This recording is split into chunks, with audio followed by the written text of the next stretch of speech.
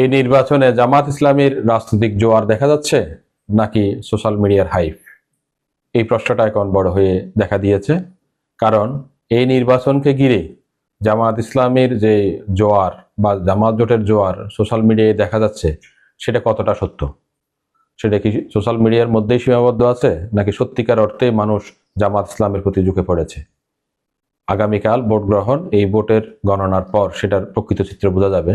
কিন্তু তার আগে আমরা একটু বিশ্লেষণ করতে পারি, জামাত ইসলামের ভোট বেড়েছে, বাড়লে কতটা বেড়েছে, সেই বর্ধিত হার দিয়ে জামাত জোট কি 150-এর বেশি আসন পাবে? এই প্রশ্ন যদি উত্থাপিত হয় তাহলে দেখা যাবে বাংলাদেশের রাজনীতিতে জামাতের অতীতে সর্বোচ্চ কতটি আসন পেয়েছিল সেটা দেখা প্রয়োজন পড়বে। সেই সময় জামাতের সঙ্গে রাজনৈতিক জোট বা মিত্র কারা ছিল, এখন তারা কোন অবস্থানে আছে, সেটাও দেখার প্রয়োজনীয়তা রয়েছে বলে আমরা মনে করি। জামাত ইসলামের 18টি আসন হলো সর্বোচ্চ আসন প্রাপ্তির ইতিহাস বাংলাদেশের রাজনীতিতে সংসদীয় নির্বাচনে। তখন তাদের সঙ্গে জোটগতভাবে নির্বাচন করেছিল বিএনপি। এটা 2001 সালের নির্বাচনের বিষয়। 26টা বছর পর এসে জামাত ইসলামীর সঙ্গে বিএনপির আর একগর করার অবস্থানে নাই। তারা প্রতিপক্ষ হয়ে, প্রতিদ্বন্দ্বী হয়ে নির্বাচনের মাঠে এসেছে। এবার জামাত ইসলামীর সঙ্গে এবার অন্য 10টি দল যুক্ত হয়েছে, ইসলামিক অ্যালায়েন্স বলা চলে। তাদের সঙ্গে অবশ্য এনসিপিও আছে, তরুণদের দল।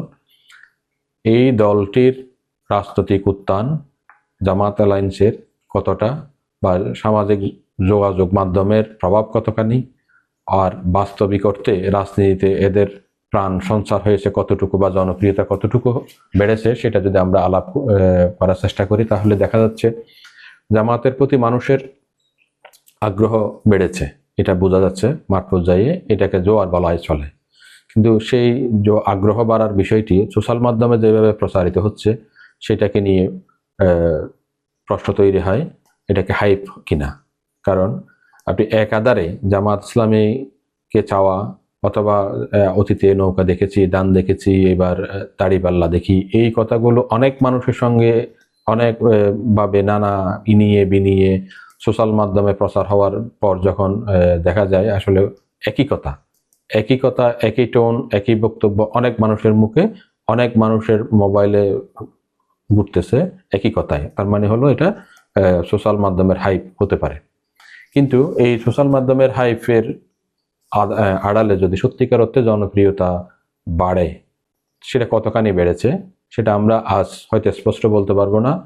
আগামীকাল নির্বাচনের পর যখন ভোট গণনা হবে, ভোট গণনার ফল দেখে সেটা হতে পারে। জামাত স্বাভাবিকভাবে কিছু আবেগী কর্মকাণ্ড, আবেগী বক্তব্য দেয়, ধর্মীয় বক্তব্য দেয়। বাংলাদেশের মানুষ ঐতিহাসিকভাবে ধর্মীয় অনুভূতি নিয়ে চলেন, ধর্মীয়ভাবে তারা ধর্মভীরু মানুষ বাংলাদেশের মানুষ। সেই হিসেবে বাংলাদেশের মানুষকে ধর্মীয় কথাবার্তা বললে মানুষ সেটা গ্রহণ করে এবং তাদের প্রতি ঝুঁকে পড়ে, এটা বাস্তবতা।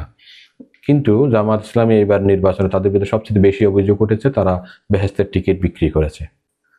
তো বেহেশতের টিকিট বিক্রি করার বিষয়টি ধর্মে কতটা অ্যালাউ করে সেটা সবাই, মানে সচেতন মানুষ মাত্রই জানেন, বুঝেন। এরপর জামাত ইসলামী এবার একজন ব্যতিক্রমী হিসেবে সনাতন ধর্মের একজন প্রার্থীকে তাদের দাঁড়িপাল্লা দিয়েছেন। সেটাও আগামীকাল বোঝা যাবে সেখানে আসলে অবস্থা কি হচ্ছে। পাশাপাশি তরুণদের দল এনসিপিকেও তারা সঙ্গে নিয়ে জোট গঠন করেছে। তারুণ্যের একটি প্রভাব, তারুণ্যের একটি উদ্দীপনা এর এনসিপি বা জামাতের বড় অংশের মধ্যে আছে, সেটা বোঝাই যায়। দাঁড়িপাল্লার যেমন আবেগের জায়গা, তেমনি দাঁড়িপাল্লা নিয়ে ধর্মীয় প্রচারণা বা বেহেশতের টিকিট বিক্রি করার মতো বিষয়গুলো জামাতকে কিছুটা হলেও বিতর্কিত করেছে। জামাতের প্রতিদ্বন্দ্বী দল বিএনপিও এইসব বিষয় নিয়ে ভালোই মাঠে প্রচার করেছে, ফলে বিষয়গুলো নতুন নতুন বিতর্ক তৈরি হয়েছে। জামাতের বেশ কিছু ইতিবাচক দিক আছে, তাদের নেতৃত্ব সুসংগঠিত, শৃঙ্খলিত, তারা নেতৃত্ব মেনেই চলে। অন্য যে কোনো দলের চেয়ে ভালো নেতৃত্ব গুণ জামাতের মধ্যে আছে। আবার সোশ্যাল মাধ্যমে জামাত ইসলামের প্রচারণা সর্বাধিক শক্তি, মানে শক্ত অবস্থানে আছে, যেটা বিএনপির মধ্যে নাই বা অন্য দলের মধ্যে নাই। পরিবর্তনের আকাঙ্ক্ষা মানুষকে তারা দেখিয়েছে, সেটা মানুষ ভালোভাবে হয়তো গ্রহণও করেছে, এইটাও বলা চলে। এরপর বিএনপির কিছু বিষয় আছে। জামাতের একটা বড় বিষয় হলো সারা দেশে তাদের ভোট ছড়ানো ছিটানো নাই, নির্দিষ্ট এলাকায় এলাকায় ওদের ভোট আছে। এলাকা অঞ্চল ভিত্তিক ভোট আছে। বিএনপির সুবিধা হলো সারা দেশে বিএনপির ভোট ছড়ানো ছিটানো আছে। আবার সাংগঠনিকভাবে জামাত ইসলামের অবস্থান যতটা সুদৃঢ়, বিএনপির অবস্থান ততটা সুদৃঢ় নয়, এটাও বলা চলে। বাংলাদেশের রাজনীতি আর একটা বিশাল বিষয় হলো জামাত ইসলামের আগের ভোট যদি 10% থাকে, এখন হয়তো সেটা বেড়ে 20%, 25%, 30% এই নির্বাচনে দেখা যাইতে পারে। অসম্ভব কিছু না, কারণ প্রতিদ্বন্দ্বী দল জোট মাত্র 2টি, সেখানে আওয়ামী লীগের অ্যালায়েন্স নাই। সেই হিসেবে এটা যদি 30% বা তারও প্লাস হয়, অবিশ্বাস করার মতো বা কিছু নাই। কিন্তু আসন কয়টি হচ্ছে সেটা হবে বিষয়, কারণ বাংলাদেশের আসন জয়ের মধ্য দিয়ে নির্বাচনে জয়ী সরকার গঠনের বিষয়টা নির্ধারিত হবে। 150-এর বেশি আসন যিনি পাবেন, ওই দল, ওই জোট ক্ষমতা গ্রহণ করবেন বা সরকার গঠন করার সুযোগ পাবে, এটা আইনগত বিষয়। এই সব কিছু মিলিয়ে বিএনপির জন্য এবার বলা হচ্ছে জোয়ার, যে বিএনপি এবার সরকার গঠন করতে পারে। এটা 91 সালেও বলা হয়েছিল, কিন্তু দেখা গেছে যে 91 সালে যখন আওয়ামী লীগের কথা বেশি বলা হয়েছিল যে আওয়ামী লীগ ক্ষমতায় আসবে, এসেই যাচ্ছে, নির্বাচনের পর আওয়ামী লীগ সরকারই গঠন করবে। কিন্তু বাস্তবে ওই সময় দেখা গিয়েছিল বিএনপি সরকার গঠন করেছিল, উল্টোটা হয়েছিল। এইবার সবাই বিএনপির কথা বলতে বলতে গিয়ে যদি উল্টো কিছু হয়ে যায়, অর্থাৎ জামাত জোট ক্ষমতায় চলে যায়, সেটাও অবিশ্বাস করার মতো কিছু নাই, সেটা ঘটতেও পারে, অসম্ভব কিছু নাই বাংলাদেশে।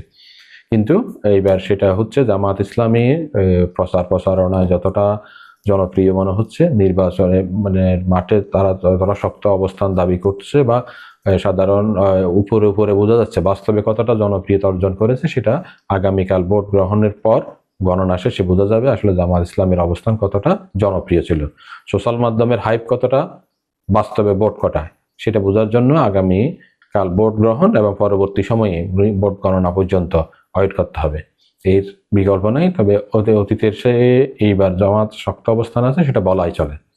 সেই শক্ত অবস্থানের আসন কয়টি বাড়বে, সেই আসনের ফলে জামাত ইসলাম সরকার গঠন করবে কি করবে না, সেটা অপেক্ষা জানার জন্য আমাদের আগামী কাল বৃহস্পতিবার ভোট গ্রহণ এবং পরদিন শুক্রবার পর্যন্ত হয়তো অপেক্ষা করতে হতে পারে। সেজন্য সেই পর্যন্ত দর্শকদের অপেক্ষায় থাকা ছাড়া বিকল্প আর কিছু নাই। আমরা আজকের মতো এখানেই শেষ করি। পতাকা নিউজের সঙ্গে থাকার জন্য দর্শক আপনাদের স্বাগত জানাই। ধন্যবাদ সবাইকে।